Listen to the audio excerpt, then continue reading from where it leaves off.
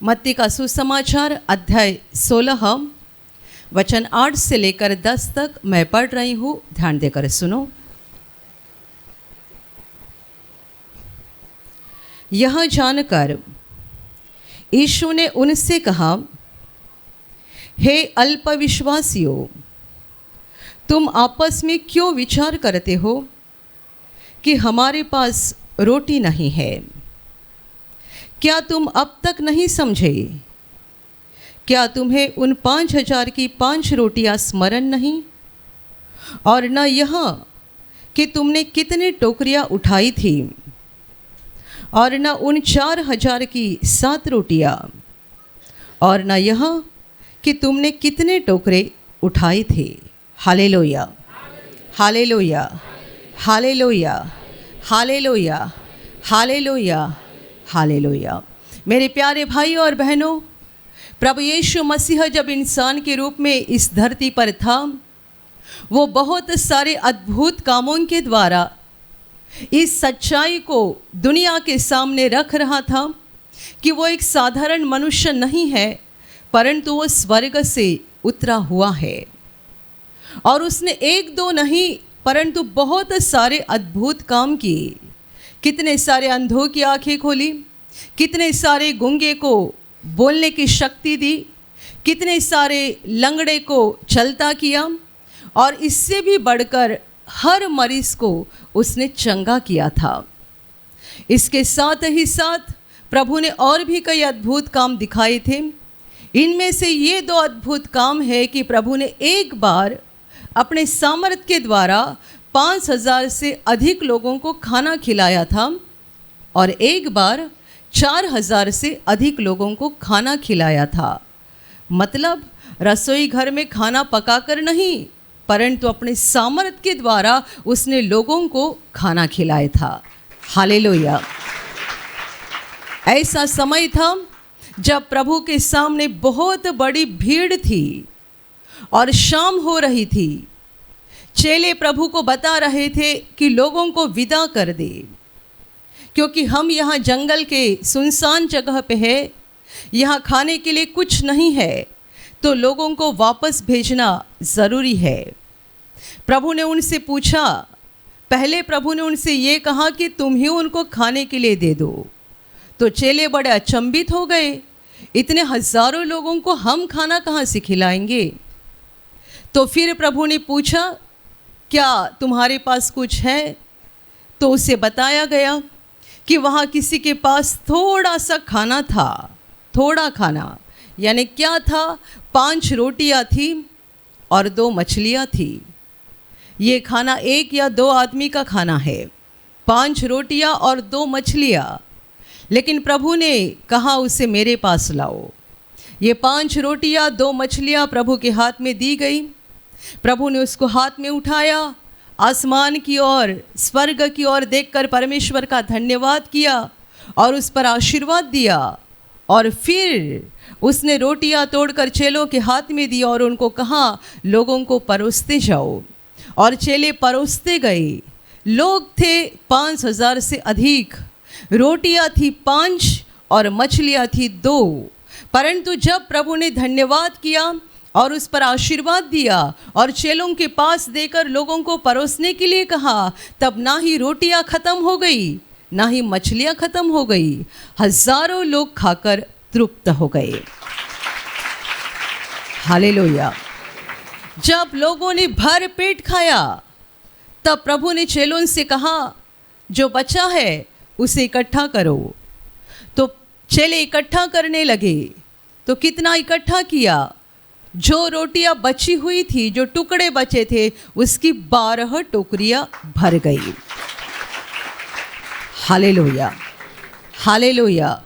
बड़ा अद्भुत काम, दुनिया की नज़र में एक बड़ा अजीब काम। ये कैसा हो सकता है? आपके घर शादी में 200 लोग आने वाले हैं, तो उसमें 4 लोग बढ़ गए तो भी आप चिंतित होते हैं, 10 लोग बढ़ गए तो भी आप चिंतित होते हैं। कितने सारे लोग यहाँ पर गवाही देते हैं, शादी के समय बहुत ज़्यादा टेंशन आया था। किस बात का? खाना सबको बराबर होगा कि नहीं होगा। और जिनके घर शादी है वे तब तक खाना नहीं खाते जब तक सब लोगों का खाना पूरा नहीं होता, क्योंकि उनके मन में कितना ज़्यादा टेंशन रहता है। और यहाँ देखो, रोटियां है 5, मछलियां है 2, सामने लोग हैं 5000 से अधिक, क्योंकि लिखा गया है 5000 केवल पुरुष थे, औरतें यानी महिलाएं और बच्चे गिने नहीं गए थे, तो कितने हजार लोग थे। और प्रभु ने इस इतने खाने पर आशीर्वाद देकर उनको खाना तो खिलाया, भर पेट खाए, और उसके बाद 12 टोकरियां बच गई। Hallelujah, hallelujah. और कुछ दिन बीत गए और फिर एक बार ऐसा ही माहौल तैयार हो गया, तो प्रभु ने कहा कुछ है खाने के लिए। तो बताया गया किसी के पास रोटियां थी, उस समय रोटियां थोड़ी ज़्यादा थी, 7 रोटियां यानी 2 रोटी ज़्यादा थी, और छोटी छोटी कुछ तो मछली थी। प्रभु ने दूसरी बार भी वैसा ही किया। उस समय वहाँ 4000 लोग मौजूद थे। प्रभु ने वो 7 रोटियां और छोटी छोटी कुछ मछलियाँ थी, उन्हें ले लिया, परमेश्वर का धन्यवाद किया, उन पर आशीर्वाद दिया, और फिर एक बार चेलों को वही काम दिया लोगों को परोसने के लिए, और वे परोसते गए और बिल्कुल वैसा ही हो गया। सारे लोग खाकर तृप्त हो गए, रोटियां बच भी गई, और प्रभु ने दोबारा आदेश दिया कि इनको इकट्ठा किया जाए, जो भी बचा है। इस बार 7 टोकरियां भर गई। हालेलुया। 2 बार अपने अद्भुत सामर्थ्य के द्वारा प्रभु यीशु ने हजारों लोगों को खाना खिलाया। अभी हम जो घटना पढ़ते हैं, इन दोनों घटनाओं के कुछ दिन के पश्चात घटी हुई घटना है। चेलों को प्रभु उपदेश दे रहा है, महत्वपूर्ण बात सिखा रहा है। वो उन्हें धर्म पंडितों के बारे में ऐसा बता रहा है कि उनके खमीर से सावधान रहना। वो क्या बताना चाहता है, वो तो एक ही तरफ रह गया, और जैसे ही खमीर का विषय आ गया, इनके दिमाग में रोटी आ गई, और ये आपस में इस बात को लेकर चर्चा करने लगे, अरे हम तो भूल गए रोटी लेने के लिए, हम तो भूल गए रोटी लेने के लिए। प्रभु उनको क्या बता रहा है, वो कोई आत्मिक बात उनको सिखा रहा है, और इनको शरीर की ज़रूरत स्मरण आ गई कि हम तो रोटी लेना भूल गए। प्रभु ने जैसे ही उनके बातों को और उनके विचारों को समझा, प्रभु नाराज हो गया, और प्रभु ने कहता है, हे अल्पविश्वासियों, क्या अब तक तुम्हारी समझ में नहीं आता है?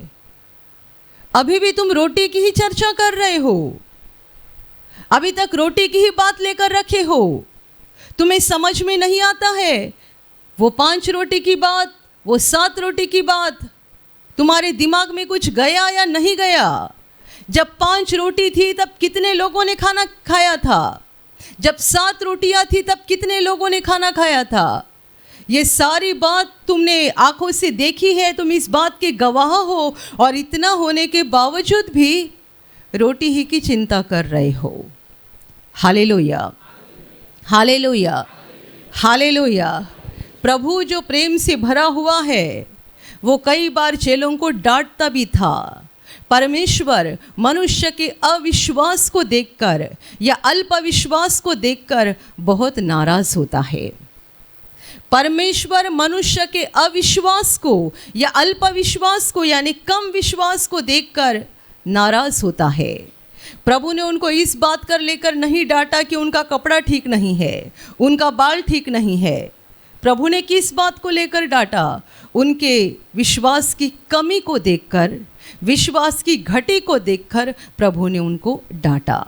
Hallelujah, hallelujah, hallelujah, hallelujah.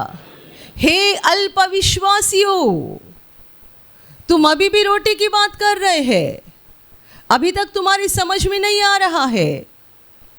यीशु ने 5 रोटियों के द्वारा 5000 से अधिक लोगों को खाना खिलाया, 7 रोटियों के द्वारा 4000 से अधिक लोगों को खाना खिलाया, और इस सारी घटनाओं के गवाह थे प्रभु के चेले, क्योंकि वे ही उसके साथ मौजूद थे और प्रभु ने आशीर्वाद देने के बाद उन्हीं के हाथों में दिया था और उन्हीं ने लोगों को परोसा था। तो उनको पता था कि कैसे प्रभु ने अद्भुत काम किया और कैसे हजारों लोगों को खाना खिलाया, जबकि उस समय उनको इस बात की चिंता थी लोग जल्दी यहाँ से निकल जाए तो अच्छा है, क्योंकि इनके पास खाने को कुछ नहीं है, ना ही हमारे पास है, ना ही इनके पास है, ना यहाँ आसपास कोई दुकान है, कोई बस्ती है, क्योंकि हम जंगल की सुनसान जगह पर है। तो संध्या होने से पहले, दिन ढलने से पहले ये लोग यहाँ से चले जाए तो अच्छा है, ताकि आसपास के नगर में जाकर कहीं से खाना खरीद सकते हैं। और इतनी चिंता इनके मन में होने के बाद प्रभु ने कैसा अद्भुत काम किया और कैसा लोगों को खाना खिलाया, सब उन्होंने देखा। तो भी अभी चिंता पड़ी है, हमने साथ में रोटी नहीं लाई है। Hallelujah, hallelujah. जिसने 5,000 लोगों को खाना खिलाया, 4,000 लोगों को खाना खिलाया, क्या वो इन 12 को नहीं खिला सकता था? जिसने 5 रोटियों को बढ़ाकर कितना बड़ा कर दिया, हजारों गुना बड़ा कर दिया, तो क्या इन 12 के लिए वो खाना नहीं दे सकता था? उसके लिए असंभव बात क्या थी? मेरे प्यारे भाई और बहनों, प्रभु यीशु के चेले शारीरिक मनुष्य थे शुरू के समय में, और वे भी शारीरिक मनुष्य की तरह ही विचार करते थे। प्रभु उन्हें आत्मिक बात सिखा रहा था और उनके दिमाग में आ रहा है कि हमारे पास रोटी नहीं है, अभी खाने का समय हो जाएगा, भूख लगेगी, तो करेंगे क्या? Hallelujah, hallelujah. आप में से भी बहुत सारे भाई बहन ऐसे हैं, जब आप प्रार्थना घर निकलते हैं तब आपके पेट का इंतज़ाम पहले करते हैं। कई बार गाने की किताब लाना भूल जाते हैं, बाइबिल साथ में लाना भूल जाते हैं, लेकिन पानी की बोतल बिना भूले लेके आते हैं। पेट का इंतज़ाम हमेशा करते हैं। जा कहाँ रहे हैं? प्रार्थना घर में। कहाँ जा रहे हैं? प्रार्थना भवन में परमेश्वर की आराधना करने के लिए। कई लोग आकर बोलते जरा गाने की किताब दीजिएगा, आज मैं लाने के लिए भूल गया। गाने की किताब भूल गए, यहाँ पहुँचे परमेश्वर की आराधना करने के लिए, गाने की किताब लाना भूल गए। यहाँ पहुँचे परमेश्वर के वचन को सुनने के लिए, बाइबिल लाना भूल गए। लेकिन पानी की बोतल लाना, कुछ नाश्ता लाना है, पेट का इंतज़ाम करना है, वो सारी बातें हम बराबर करते हैं। और यदि भूल भी जाएंगे तो रास्ते में 10 बार सोचेंगे, आज मैं भूल कैसे गई, आज मैं भूल कैसे गई, आज मैं भूल कैसे गया। Hallelujah, hallelujah, hallelujah. मेरे प्यारे भाई और बहनों, ज़रूरी क्या है, महत्वपूर्ण क्या है, हमारा ध्यान किस बात पर होना चाहिए? हम शारीरिक मनुष्य नहीं रहने चाहिए, हम आत्मिक लोग बनने चाहिए। शरीर की चिंता करने वाले वो लोग हैं जो अपने सृष्टिकर्ता को पहचानते नहीं हैं। शरीर की चिंता करने वाले वो लोग हैं जो अपने जीवनदाता को पहचानते नहीं हैं। शरीर की चिंता करने वाले वो लोग हैं जिन्हें मालूम नहीं है हमारा रखवाला, हमारा जीवनदाता, हमारा मालिक, हमारा बाप जिंदा है, वो हमसे प्रेम करता है और वो हमारी ज़रूरतों को पूरा करता है। इस बात को जो जानते नहीं है वे शरीर की सारी चिंताओं में दिन रात पड़े रहते हैं। प्रभु यीशु ने कहा था, क्या खाओगे, क्या पियोगे, क्या पहनोगे, इन बातों की चिंता मत करो जैसे कि अन्य जातीय लोग करते हैं। ये अन्य जाति लोग कौन है? जो परमेश्वर को नहीं जानते हैं, जो जीवनदाता को नहीं पहचानते हैं, जो अपने सच्चे बाप को नहीं पहचानते हैं। दिन रात इसी चिंता में रहते हैं, आज खाने में क्या बनेगा, कल क्या होगा, परसों क्या होगा, बच्चे की पढ़ाई ठीक नहीं हो जाएगी तो आगे क्या हो जाएगा, अभी रूम का एग्रीमेंट ख़त्म हो रहा है, आगे क्या हो जाएगा, कंपनी शायद बंद हो जाएगी, आगे क्या हो जाएगा। दिन रात इसी चिंता में रहते हैं, क्या हो जाएगा, क्या हो जाएगा, अभी बिजनेस कम हो गया है, आगे क्या हो जाएगा। दिन रात उसी बात में लगे रहते हैं, उसी चिंता में पड़े रहते हैं। लेकिन प्रभु चाहता है जिन्होंने उसे पहचाना है, जीवनदाता को और मुक्तिदाता को जिन्होंने पहचाना है, वे शारीरिक लोगों की तरह शारीरिक बातों की चिंता ना करें, परंतु वे आत्मिक बातों पर अपने मन को लगा के रखें, क्योंकि शरीर की ज़रूरतों को पूरा करने का काम परमेश्वर स्वयं कर देता है। हालेलुया, यीशु ने कहा था, तुम पहले उसके राज्य और उसके धर्म की खोज करो, ये सारी बातें तुम्हें दी जाएगी। उसके राज्य की और उसके धर्म की खोज करो, यानी आत्मिक बातों के पीछे पड़े रहो। परमेश्वर के ज्ञान को प्राप्त करने की कोशिश करो। परमेश्वर के प्रेम, परमेश्वर के सामर्थ और परमेश्वर के सारे अनुग्रह के ऊपर अपने मन को लगाकर रखो। उन बातों के पीछे पड़े रहो। परमेश्वर को पाने के लिए उसके पीछे पड़े रहो। परमेश्वर की पवित्रता और धार्मिकता पाने के लिए दिन रात कोशिश करो। खाने के लिए क्या, पहनने के लिए क्या, रहेंगे कहाँ, जाएंगे कहाँ, ये सारे सांसारिक और शारीरिक बातों को लेकर चिंतित मत रहना, क्योंकि जिस पर आपने विश्वास किया है वो आपका जीवनदाता पिता है। वो आपसे प्रेम करता है और वो आपकी ज़रूरतों को पूरा करने के लिए समर्थ है। ये विश्वास आपके हृदय में होना ज़रूरी है।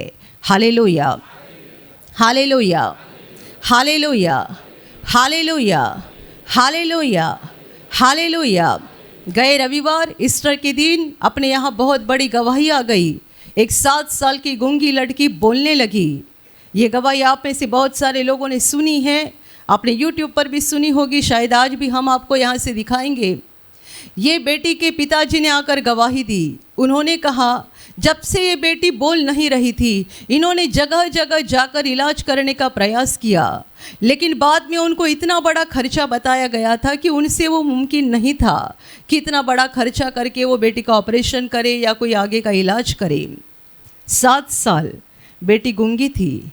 जब ये भाई को YouTube के द्वारा प्रार्थना घर की जानकारी मिल गई और ये प्रार्थना को देखने लगे, तभी इनके दिल में विश्वास पैदा हो गया और इन्होंने कहा है, यहाँ वहाँ भटकने की कोई ज़रूरत नहीं है। वो तो सच्चा जीवनदाता, वो सच्चा मुक्तिदाता है, वो सब कर सकता है। यहाँ वहाँ भटकने की क्या ज़रूरत है। ये भाई प्रार्थना में आते रहे और फिर गए शुक्रवार गुड फ्राइडे को प्रार्थना में भाग लिया। दूसरे दिन शनिवार को उपवास प्रार्थना में भी आए, उस दिन भी प्रार्थना में भाग लिया और उस दिन विश्वास के साथ उन्होंने जो काम किया, उस काम के द्वारा परमेश्वर का बड़ा अनुग्रह उनके ऊपर हो गया और उनकी बेटी जो यहाँ मौजूद नहीं थी, जो गांव में थी, वहाँ पर वो बोलने लगी। हालेलुया। परमेश्वर क्या कुछ नहीं कर सकता है, क्या कुछ नहीं कर सकता है। आप यहाँ बैठे हो और अचानक आपको स्मरण आ गया, आज मैं कपाट की चाबी लाना भूल गया, घर में कहाँ रखी होगी, किसके हाथ पड़ेगी, क्या हो जाएगा। जैसे ही विचार आता है ना, आप इस विचार को परमेश्वर के हाथ में सौंप दो और अपने मन को परमेश्वर के वचन की ओर लगाओ।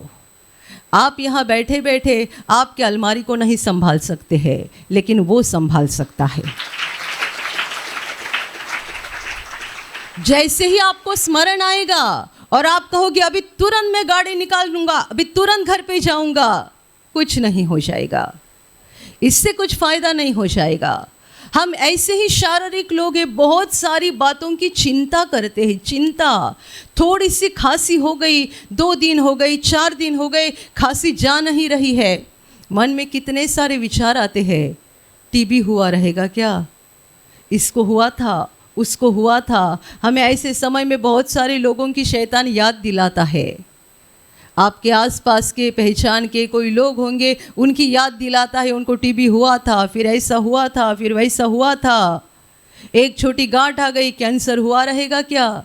कितनी सारी बातें, अंधकार की बातें हम करते हैं, सोचते हैं और चिंतित होते हैं। प्रभु कहता है, हे अल्प विश्वासियों, क्या तुम अब तक नहीं समझते हो? क्या अभी तक तुम्हारे ध्यान में नहीं आ रहा है? क्या अभी तक तुम समझ नहीं रहे हो? क्या अभी तक मेरे सामर्थ्य को देखने के बावजूद भी तुम मुझ पर पूरा विश्वास नहीं कर सकते हो? परमेश्वर को सबसे ज़्यादा दुख तब होता है जब हम उस पर अविश्वास दिखाते हैं। अविश्वास। हम बाइबल में घटना पढ़ते हैं, जब एक बाप ने अपने बेटे को लाया था जिसको मिर्गी की परेशानी थी।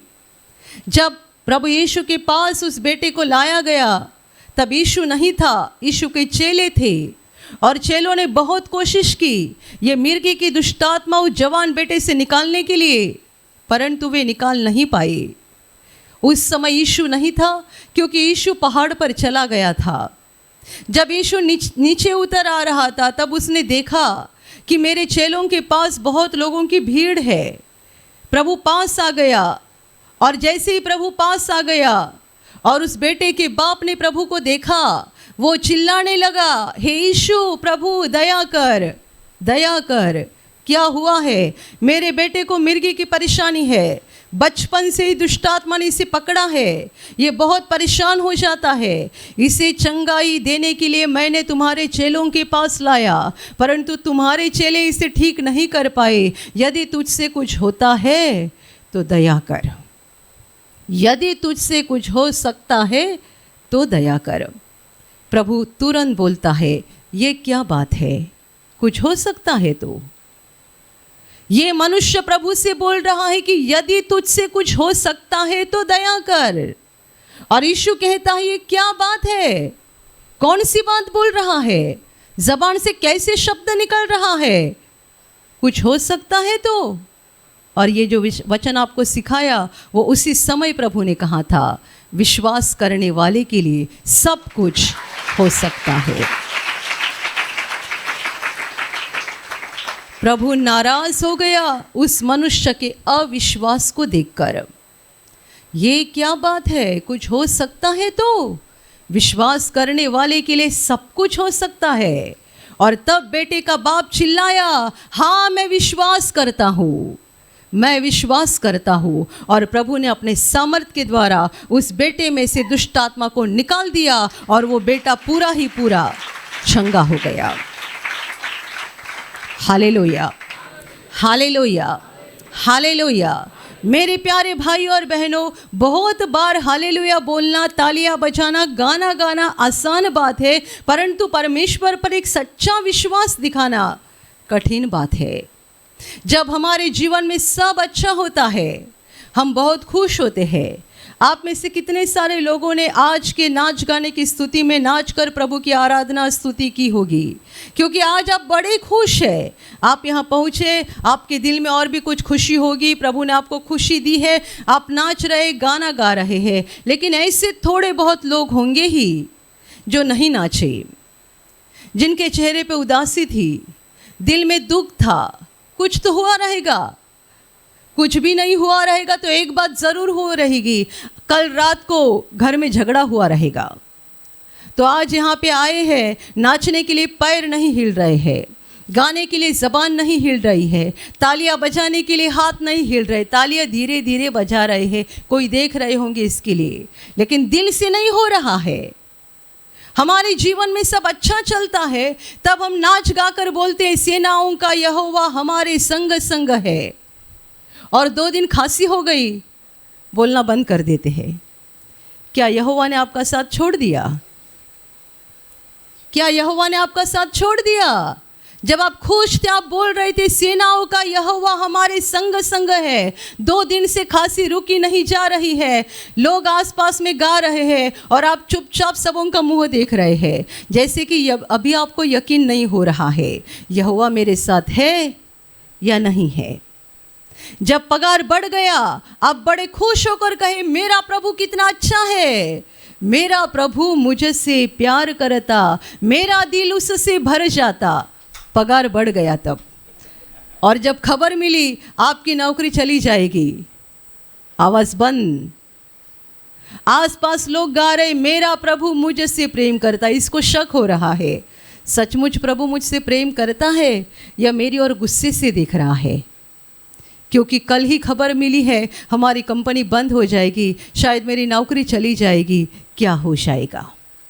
Hallelujah, hallelujah, hallelujah, hallelujah. जैसे कि धूप छाँव चलते रहता है, वैसे ही हमारे जीवन में खुशी का समय, गम का समय आते जाते रहता है। खुशी के समय में हम बड़े नाच गाकर बोलते हैं, प्रभु मेरे साथ है, प्रभु मुझसे प्रेम करता है, मुझे किसी बात की घटी नहीं होगी, और क्या क्या बातें करते हैं। जब गम का समय आता है, दुख का समय आता है, संकट का समय आता है, हमारे मुँह से गाना भी नहीं निकलता है। हमारे हाथ तालियां भी नहीं बजाते हैं। हम प्रार्थना के लिए बैठते हैं तो हमारा मन ही नहीं लगता है प्रार्थना ही नहीं करूं, लगता है बाइबल ही नहीं पढ़ूं, लगता है कुछ न करूं। मेरे प्यारे भाई और बहनों, इसका मतलब क्या है? इसका मतलब यह है कि हमारा विश्वास हिलता है और संकट के समय, मुसीबत के समय हमारा विश्वास कम होता है। परंतु इस बात को अच्छे से समझ लेना, परमेश्वर को सबसे ज़्यादा दुख तब होता है जब हम उस पर अविश्वास दिखाते हैं या हमारे विश्वास को कम कर देते हैं। Hallelujah, hallelujah, hallelujah. हम उस घटना को पढ़ते हैं बाइबल में, और आपने जाना है उस घटना को, जब एक अन्य जाति औरत प्रभु के पीछे पड़ी थी उसकी बेटी को चंगाई देने के लिए, और प्रभु उसकी ओर देख नहीं रहा था। लेकिन अंत में उसने अपने विश्वास को प्रकट किया, और इस रीति से प्रकट किया कि प्रभु बड़ा खुश हो गया, और खुश होकर उसने कहा, हे महिला, हे नारी, तुम्हारा विश्वास बड़ा है, जैसा तू चाहती है वैसा ही तेरे लिए हो जाए। और तुरंत उसकी इच्छा पूरी हो गई। उसकी बेटी जो दुष्ट आत्मा से पीड़ित थी वो चंगी हो गई। हालेलुया। क्या देखकर प्रभु खुश हो गया? उसका विश्वास देखकर। तुम्हारा विश्वास बड़ा। बोलने वाला साधारण मनुष्य नहीं है, हमारा सृष्टिकर्ता, जीवनदाता और मुक्तिदाता। इसलिए बाइबल कहती है, बिना विश्वास उसे प्रसन्न करना अनहोना है। बिना विश्वास परमेश्वर को प्रसन्न करना अनहोना है। वो अन्य जाति महिला थी, और अन्य जातियों के लिए परमेश्वर के अनुग्रह का दरवाज़ा खुला नहीं गया था। अन्य जातियों का समय नहीं आया था, लेकिन जब समय नहीं था तब भी उसने परमेश्वर के अनुग्रह को हासिल किया, एक ही बात के द्वारा, अपने विश्वास के द्वारा। Hallelujah, hallelujah, hallelujah. प्रभु को ये बात सुनकर और जानकर बड़ा दुख हो गया कि मेरे चेले रोटी की चर्चा कर रहे हैं। मैं जीवन का प्रभु, मैं जीवन का मालिक, मैं उनके साथ हूँ। मैं अंधों की आंखें खोलता हूँ, गूंगे को बोलने की शक्ति देता हूँ, मरे हो को जिंदा करता हूँ। मैंने पानी का दाखरस बनाया, मैंने 5 रोटियों से 5,000 लोगों को खाना खिलाया, 7 रोटियों से 4,000 लोगों को खाना खिलाया। मैंने अपनी एक आज्ञा के द्वारा समुद्र में आंधी को चुप कर दिया, पानी को शांत कर दिया। मैं पानी पर चला इनके सामने। मैं जीवन का प्रभु, मैं सामर्थ्य और प्रेम से भरा हुआ जीवनदाता, मैं इनके साथ हूँ। और ये लोग चर्चा कर रहे हैं, हमने रोटी नहीं ली है। Hallelujah, hallelujah, hallelujah. सबसे बड़ी बात, जीवन की रोटी उनके पास थी। यीशु ने कहा था, मैं ही जीवन की रोटी हूँ। जबकि जीवन की रोटी इनके पास है, ये शरीर की रोटी की चिंता कर रहे हैं। प्रभु कितना नाराज़ हुआ रहेगा बताओ, कितना नाराज़ हुआ होगा, कितना दुख हुआ होगा। इसीलिए तो प्रभु ने कहा, हे अल्पविश्वासियों, अभी तक तुम्हारे समझ में नहीं आता है, अभी तक तुम्हारे ध्यान में नहीं आता है। प्रभु चाहे तो 4 दिन भी इनको भूख नहीं लगेगी, क्योंकि प्रभु तो जीवन की रोटी है। प्रभु इनके साथ है। प्रभु बोलते जाएगा, प्रभु के मौजूदगी से और उसके शब्दों के द्वारा इन्हें अगले 4 दिन भी भूख नहीं लगेगी। लेकिन ये तो शारीरिक लोग थे तब तक, और ये चिंता कर रहे हैं, हमने रोटी नहीं लाई है। तो प्रभु को बड़ा दुख हो गया। ध्यान में रखना, परमेश्वर हमारे अविश्वास के कारण बड़ा दुखी हो जाता है। हमारे अविश्वास को देखकर वो नाराज़ होता है। इसीलिए तो हम बाइबल में पढ़ते हैं कि जब प्रभु यीशु मसीह नासरत गांव में पहुंचा, तब उसने वहां पर बड़े आश्चर्य कर्म नहीं किए, बड़े अद्भुत काम नहीं किए। नासरत यीशु का खुद का गांव था, जहां यीशु के माँ बाप रहते थे, जहां यीशु बचपन में रहता था। और उसी गांव में जब यीशु आया, तब उसने बड़े काम नहीं किए। बाकी गांव में, बाकी नगरों में किए, नासरत गांव में नहीं किए, क्योंकि यीशु के गांव वालों ने उस पर अविश्वास दिखाया। अविश्वास ये बढ़ई का बेटा है।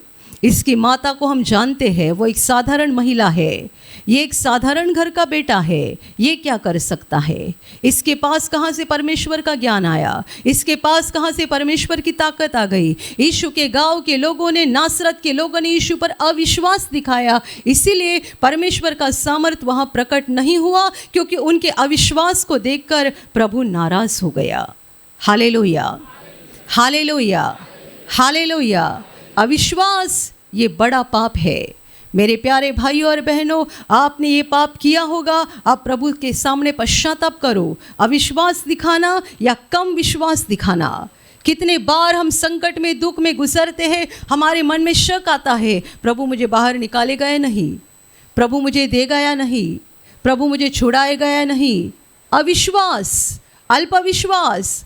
लेकिन ध्यान में रखना, इसके द्वारा हम परमेश्वर को नाराज करते हैं। हे अल्पविश्वासियों, प्रभु क्यों नाराज हुआ? उनका कम विश्वास देखकर। ऐसी और एक घटना हुई थी जब प्रभु अपने चेलों के साथ समुंदर से सफ़र कर रहा था और उनकी नाव समुंदर के बीचों बीच थी। जोर से हवा बहने लगी, आंधी उठ गई और इतनी ज़्यादा वहाँ पर परेशानी हो गई कि इनकी नाव पानी से भरने लगी। जोर जोर से बड़ी बड़ी लहरें उठ रही थी, इनकी नाव पानी से भरते जा रही थी। सारे के सारे चेले डर गए, लेकिन वहाँ पर मौजूद था यीशु मसीह, वो तो सोया हुआ था। इतनी बड़ी आंधी के दौरान प्रभु नाव में शांति से सोया हुआ था। प्रभु रात को नहीं सोता था, उसका सोने का समय अलग रहता था।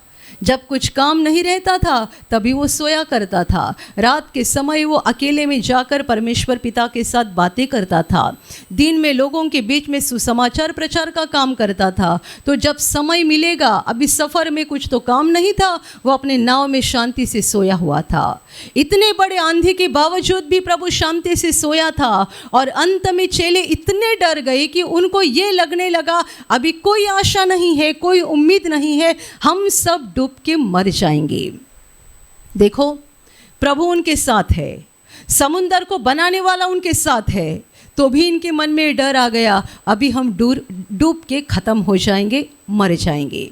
इन्होंने प्रभु को जगाया, हे प्रभु उठो, हम डूबते जा रहे हैं, हम डूबते जा रहे हैं, मतलब तू भी डूबेगा, जल्दी उठ नहीं तो डूब जाएगा।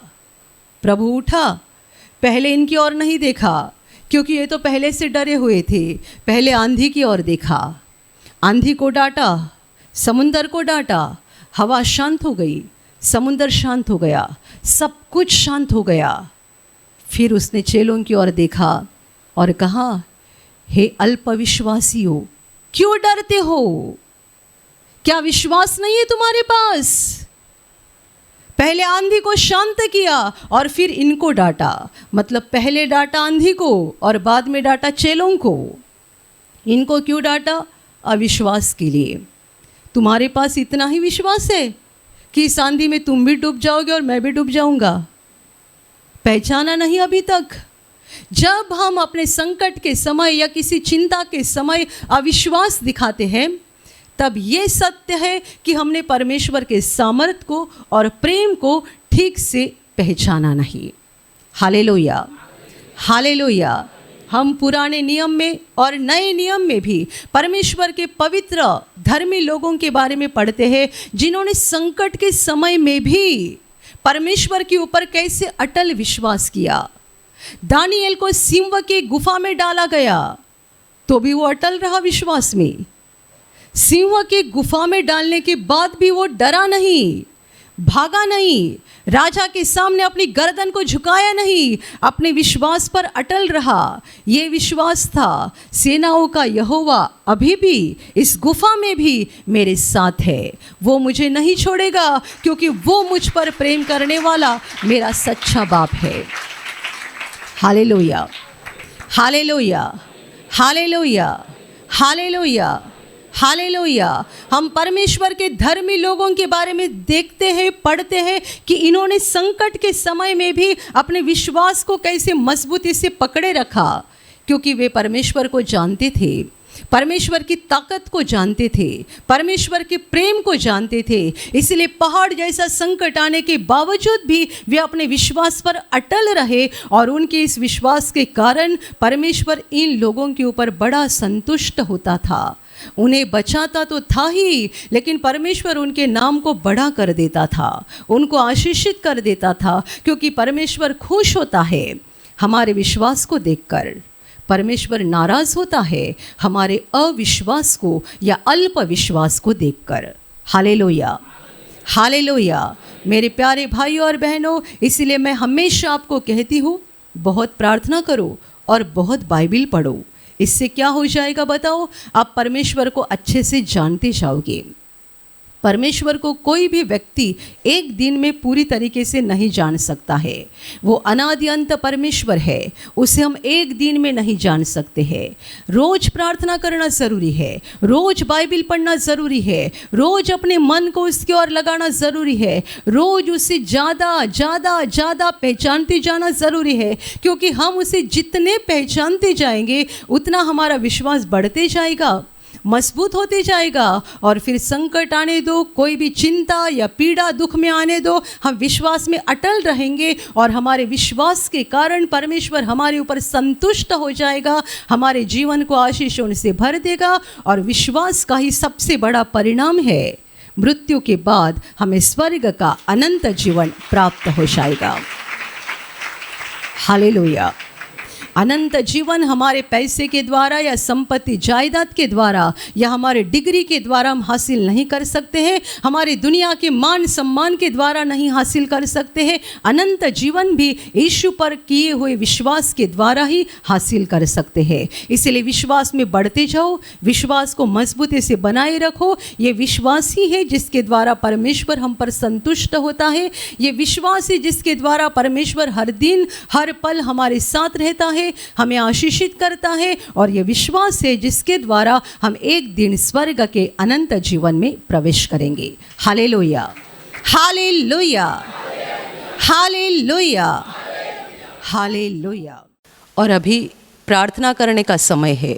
आप विश्वास करो कि एक पल में प्रभु यीशु आपको छूकर चंगाई देगा, एक पल में वो आपके जीवन का दुख निकाल देगा और आपके आंसुओं को खुशी में बदल देगा, क्योंकि उसके लिए असंभव कुछ नहीं है, अनहोनी बात एक भी नहीं है। प्रभु यीशु आज भी जिंदा है।